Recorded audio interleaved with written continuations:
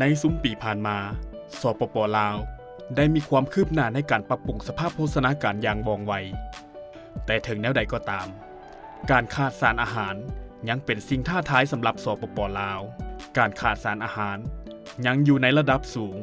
โดยเฉพาะแม่ในกลุ่มแม่หญิงและเด็กน้อยซึ่งมีผลสะท้อนหน้าแหงต่อชีวิตการเป็นอยู่และการพัฒนาประเทศชาติโดยรวมโภชนาการที่บ่ดีเป็นสาเหตุของความทุกข์ยากและทวงดึงการพัฒนาเศรษฐกิจสังคมของชาติดังนั้นเพื่อแก้ไขปัญหาดังกล่าวจึงได้สร้างแผนนี้ขึ้นมาแผนปฏิบัติงานแห่งชาติด้านโภชนาการแม้นได้กำหนดจุดประสงค์กลุ่มเป้าหมายและขอบการจะตั้งปฏิบัติไว้อย่างชัดเจนซึ่งปกคลุมเอาทุกแขวง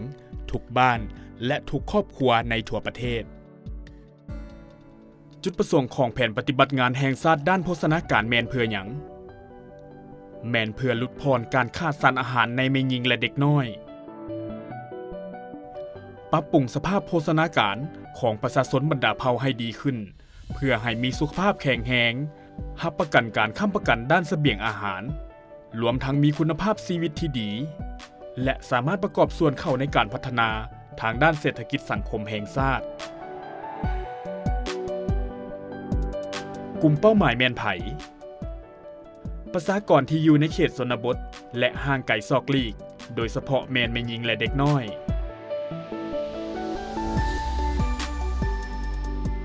ขอบแนวความคิดในการจัดตั้งปฏิบัติมีอย่างแดวิธีการแม่นเฮ็ดแบบยุทธศาสตร์หนึ่งเดียวหลายแขนงการซึ่งมีการประสานสมทบจากหลายภาคส่วนนี่แม่นข้อสำคัญในการแก้ไขสาเหตุของการขาดสารอาหารซึ่งมีผลต่อการพัฒนาประเทศชาติในระยะยาวเป็นหยังพวกเขาจึงต้องมีการประสานสมทบกับหลายภาคส่วนเพื่อบรรลุเป้าหมายจำเป็นต้องเข้าใจเป็นอย่างการประสานสมทบของหลายภาคส่วนจึงสำคัญและขาดบ่ได้ตัวอย่างกรณีของนางหวานก่อนที่เราจะสามารถให้โภชนาการที่ดีแก่ลูกน้อยของเราได้เราต้องการหลายปัจจัยและพบสิ่งท้าทายหลายอย่างในการบริการก่อนและหลังเกิดข้อมูลข่าวสารเกี่ยวกับการเลี้ยงลูกด้วยน้ำนมแม่รายได้เพื่อสามารถซื้ออาหารที่หลากหลายสำหรับแม่และลูกน้อยความรู้เกี่ยวกับอาหารที่มีโภชนาการและสิ่งอำนวยความสะดวกทางด้านสุขอนามัยและสุขาภิบาลที่เหมาะสมย้อนว่าถ้าลูกของเราเป็นพยาธิทอกท้องห่างกายของเด็กจะบ่สามารถได้รับสารอาหารที่ได้กินเข้าไปนี่แม่นหนึ่งในตัวอย่างที่ยกให้เห็นถึงความซับซ้อนของเวียกงานโภชนาการจะเฮ็ดแนวใดให้ทุกภาคส่วนสามารถเฮ็ดเวียกร่วมกันรัฐบาลสปป.ลาวได้สร้างตั้งคณะกรรมการแห่งชาติด้านโภชนาการซึ่งประกอบด้วยผู้ต่างหน้าจากภาคส่วนที่เกี่ยวข้องรวมมีกระทรวงสาธารณสุขกสิกรรมและป่าไม้ศึกษาธิการและกีฬาแผนการและการลงทุนกระทรวงการเงินและองค์การจัดตั้งมหาชนนับแต่ขั้นบ้านเมืองแขวงและศูนย์กลางโดยมีท่านรองนายกรัฐมนตรีเป็นประธานคณะกรรมการดังกล่าวได้มีการประชุมปรึกษาหารือเพื่อจัดตั้งปฏิบัติแผนปฏิบัติงานแห่งชาติด้านโภชนาการอย่างน้อยปีละ2 ครั้งและได้รับการสนับสนุนจากบรรดาคู่ร่วมพัฒนารวมทั้งผู้ให้ทุนต่างหน้าองค์การสหประชาชาติองค์การสากลที่บ่ขึ้นกับรัฐบาลและอื่นๆเฮามาเบิ่งบางจุดหลักๆของแผนปฏิบัติงานแห่งชาติด้านโภชนาการจัดตั้งปฏิบัติโดย3แขนงการหลักแขนงการสาธารณสุขเฮ็ดหยังแดแขนงการสาธารณสุขแม่นเล็งใส่ปรับปรุงการเลี้ยงดูแลเด็กอ่อนและเด็กน้อยสุขภาพและโภชนาการแม่และวัยหนุ่มและการรักษาสุขภาพฉะนั้นอสบที่เฮ็ดเวียกในขั้นบ้านเป็นผู้ให้บริการทางด้านโภชนาการและเฮ็ดเวียกเกี่ยวกับชุมชนในการปรับปรุงความรู้และการเปลี่ยนพฤติกรรมแขนงกสิกรรมและป่าไม้เฮ็ดหยังแดแขนงกสิกรรมและป่าไม้สนับสนุนชาวกสิกรเพื่อให้มีการผลิตอาหารที่หลากหลาย มีโภชนาการ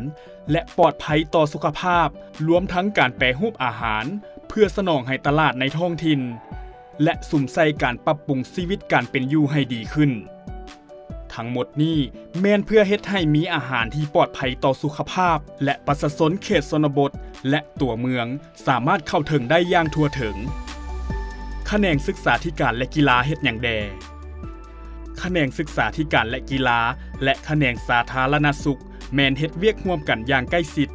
เพื่อปรับปรุงสุขอนามัยและสุขาภิบาลในโรงเรียนรวมทั้งการสนองน้ำสะอาดโดยผ่านชั่วโมงเรียนแต่ละวันครูได้แทรกซ่อนบทเรียนโภชนาการเข้าในการเรียนการสอนและส่งเสริมการกินอาหารที่ถูกหลักโภชนาการกระทรวงแผนการและการลงทุนได้ทอนโฮมเวียกงานพัฒนาเข้ากันเพื่อสนับสนุนการเชื่อมโยงกระทรวงการเงินให้การสนับสนุนบรรดาภาคส่วนต่างๆในการดำเนินงานด้านงบประมาณนอกจากนั้นการปกป้องทางสังคมมีบทบาทสำคัญในการปรับปรุงผลประโยชน์ด้านโภชนาการโดยเฉพาะสำหรับประชากรที่มีความเสี่ยงเพราะว่ามันประกอบส่วนเข้าในการปรับปรุงคุณภาพอาหารการเข้าถึงการบริการด้านสุขภาพและการเพิ่มรายรับกิจกรรมที่กล่าวมาข้างเทิงนั้นจะเกิดขึ้นเมื่อใดแผนปฏิบัติงานแห่งชาติด้านโภชนาการฉบับปัจจุบันแม้นได้เริ่มปฏิบัติในปี 2021 หา 2025 และกำลังจะตั้งปฏิบัตินี้แม่นหนึ่งในภารกิจที่สำคัญของชาติเฮาย้อนว่าการมีสุขภาพที่แข็งแรงจะนำพาให้มีความสามารถทางด้านสติปัญญา